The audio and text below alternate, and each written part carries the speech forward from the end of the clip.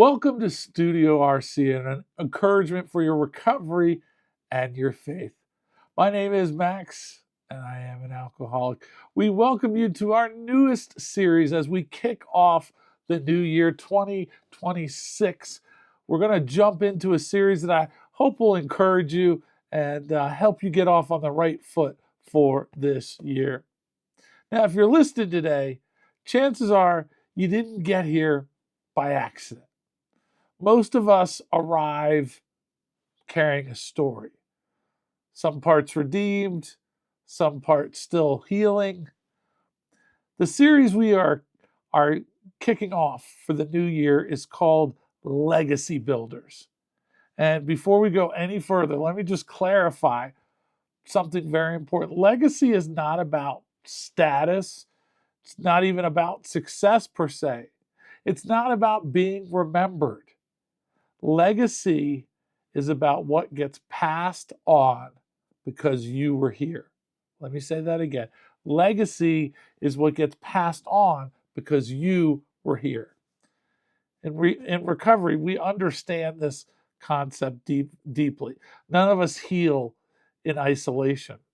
Someone carried hope to us, the people that came before us, sometimes imperfectly, sometimes quietly, but faithfully.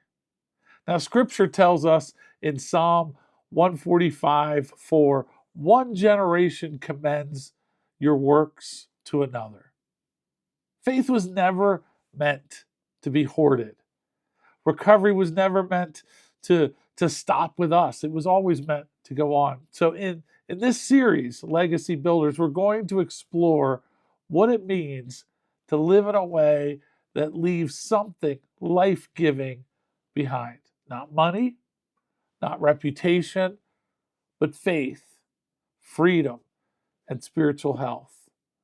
And we'll talk honestly about things like mentorship and sponsorship, living for others, finishing well, and how everyday faithfulness becomes generational impact. This isn't about pressure, it's about purpose and being intentional. You don't have to be perfect to build a legacy. You only have to be willing. So wherever you are today, early recovery, long-term sobriety, questioning your faith, rebuilding your life, you are welcome here. So let's lean in together and discover more about how to become a legacy builder. Welcome to episode 1, Why Legacy Matters. This will kick off our 5-part series, and we're going to jump into legacy builders with why legacy matters. Let me start out with just a simple truth that might be, maybe uncomfortable, but it is honest. You are leaving a legacy right now. Not someday, not at the end of your life, today, right now. The only real question isn't whether you'll leave something behind, it's what are you leaving behind? You're leaving something behind. And legacy, it isn't reserved for famous people, pastors, parents, or people with money. Legacy is formed quietly over time by how we live, how we respond, and how we show up, especially when nobody's watching. In recovery, we understand that better than most people. We understand progress, not perfection. We understand growing because none of us got here alone. We had people helping us, guiding us, sponsors, friends, mentors in the program. Someone carried something to us, hope, truth, patience, time, presence. And whether they knew it or not, they were shaping our future. Legacy is already happening. It tells us in the scripture in Psalm 145, verse 4, one generation commends your works, to another. They tell of your mighty acts. Notice that this verse doesn't say one generation impresses the next. It doesn't say one generation builds a platform. It doesn't say one generation protects its story. It says faith is handed down, as is recovery. We carry the message to those still suffering. God designed faith to move, not to be stored, collected, or hidden. What God does in one generation is meant to spill into the next. Faith that stays private eventually fades. Faith that shares faith that is shared grows roots. And that's really what that's where recovery intersects so beautifully with Scripture. Recovery is not something we achieve, it's something we receive, and then we pass it on. I understood this early on. Step 12, it doesn't say, having achieved sobriety, protected at all costs. It says, having had a spiritual awakening as the result, that's the singular result. We tried to carry this message, the message of a spiritual awakening, to alcoholics. In the big book on page 89, it says something quietly powerful. It says, practical experience shows that nothing will so much ensure immunity from drinking as intense work with other alcoholics. Recovery that isn't shared eventually weakens. If you ever ask somebody, who relapsed or went out, they start cutting corners, they start missing meetings, they start, and most are usually not helping other people. That's another hallmark. Legacy in recovery is not built by talking about the past. It's built by showing up in the present. When we live the principles, honesty, humility, service, accountability, we are teaching, whether we intend to or not. You don't pass on what you believe, you pass on what you practice. I'll say that one again, because that one could really kind of hit home. I might be getting in some people's kitchens on this one, but you don't pass on what you believe. You pass on what you practice. Which for some of us, if we give it some thought, that can be damning. Like, ooh, my beliefs are strong. My practices aren't always. Legacy is something that is cultivated. It's not declared. It's something that is shared and grown, not told. No one gets to announce their own legacy. Maybe LeBron should be listening for all my sports fans. Sorry. Legacy shows up in patterns. In recovery, legacy is shaped by how we handle things like resentment, how we admit when we're wrong. I know that in early recovery, I was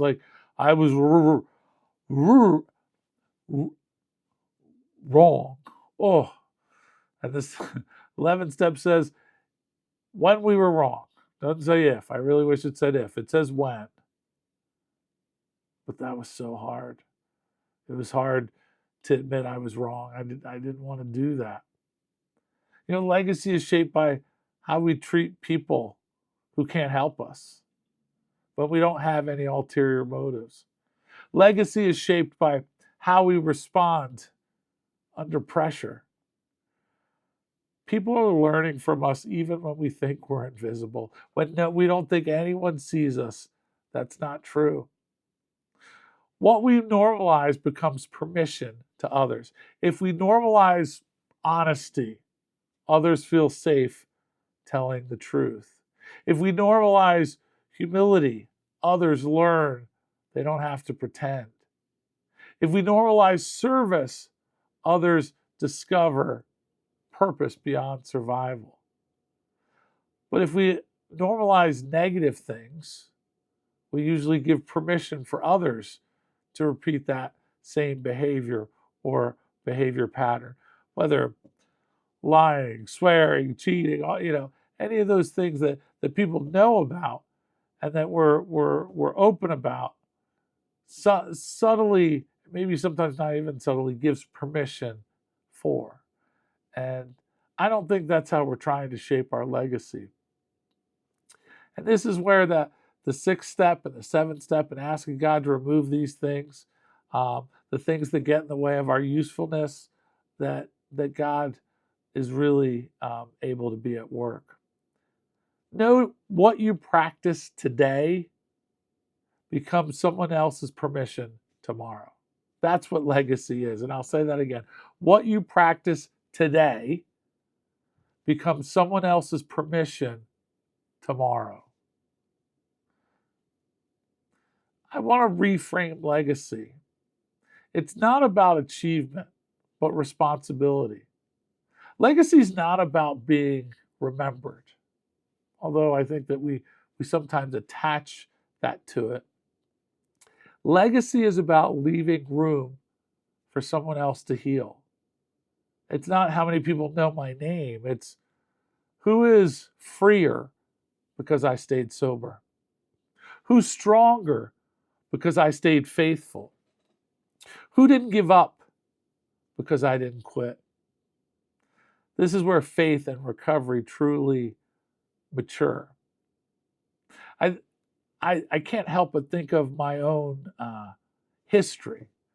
I had a father who got sober at the age of 45. He's now in his 90s. He's over 46 years sober, and he got sober. And by him getting sober, my sister in her late 20s knew where to come and got sober. And because my dad got sober at 45 and my sister got sober in her late 20s, I was able to get sober when I was 19 because of the people who came before me. Their legacy, what they did, their legacy is about helping me, shortening how long it took for me to get into recovery. You getting sober, you staying clean, you staying sober has that same power. It has the power to help other people find and become sober or clean.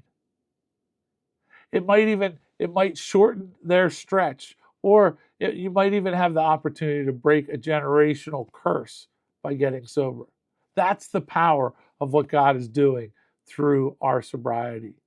We realize that I'm not the destination. I'm simply a link in the chain in regards to legacy. God didn't rescue me only simply to restore me, to restore us. He rescued us to release something through us. Let me say that again. He rescued us. He rescued you. He rescued me in order to release something through you, through me, through us. Legacy is about stewardship. It's about how we steward the gifts we are given, how we manage, how we share. What God has entrusted to you, your story, your healing, your growth, was never meant to stop with you. I love that in recovery we talk about, we will not shut the door on the past. Like our past, we're not going to regret it. We're not going to shut the door on it. Why? Because it becomes valuable. It becomes part of our legacy. It only becomes part of our legacy if it has been redeemed. Like our past just on its own is not going to help others. But when it's run through the steps and it's run through what God does, God's able to take that and help others. Let me just kind of tie in a little bow of this first episode of why legacy matters, because it does. It matters what we do, how we do it. Legacy is a spiritual responsibility. Faith and recovery have always been meant to be passed on, to carry the message, to make disciples. But it's always been meant to be passed on. And what we live today becomes what others inherit tomorrow. Because of my dad, because of my sister, I got to inherit. I credit them. They get credit for my recovery because they got sober. Who's watching your recovery today? Who's looking? Who's being shaped by your faithfulness? Your spouse, your children, your friends, your coworkers? Who's being shaped by it? Legacy is already forming through your consistency, through your honesty, through your willingness to keep showing up. The question isn't, will I leave a legacy? The real question is, what am I teaching without realizing it? Because what we live today becomes what others inherit tomorrow. Our next episode, next week, we're going to make this very practical and very personal. In our next episode, we'll talk about mentorship and sponsorship and how legacy moves from an idea to a relationship, and how God uses ordinary people to carry extraordinary hope forward. So next time, we'll make this practical and personal as we talk about mentorship and sponsorship and how legacy moves from idea to relationship. Just know, legacy isn't built at the end of your life. It's built every time we choose to live the truth that we've been given. Thanks for joining us. And as we close the latest episode of Legacy Builders, let's just slow down for a moment. Legacy is not something you build later. It's something you're shaping right now, which is why we chose to kick off the year 2026 with this series. How you show up, how you handle setbacks, how you speak, serve, and stay sober, it all matters. Recovery teaches us that consistency is what changes lives. Not dramatic moments, but faithful ones. Step 12 reminds us that what we've received is meant to be shared. Not perfectly, not even loudly, but honestly. And faith reminds us that God works through ordinary people who are simply willing to keep going. So here's a gentle question to carry with you. Who might be stronger tomorrow because you chose faithfulness today? You don't need a platform. You don't need a title. You don't have to have it all figured out. You only need to stay present, stay honest, stay available. If this episode stirred something in you, don't rush past it. Sit with it. Pray about it. Journal about it. Talk it through with someone you trust. And if you're walking this journey alongside others, a sponsor, a sponsee, a mentor, a friend, remember, you are building something that matters. As we continue this series, we'll continue this conversation of being a legacy builder. Now, we encourage you to be sure to like, to share, to subscribe, do all those great things. We want to just continue to increase the footprint of Studio RC. So until then, stay grounded, stay connected, and keep building what lasts. And remember, Recovery Church, 12 steps, one goal. God bless, and we'll see you next time.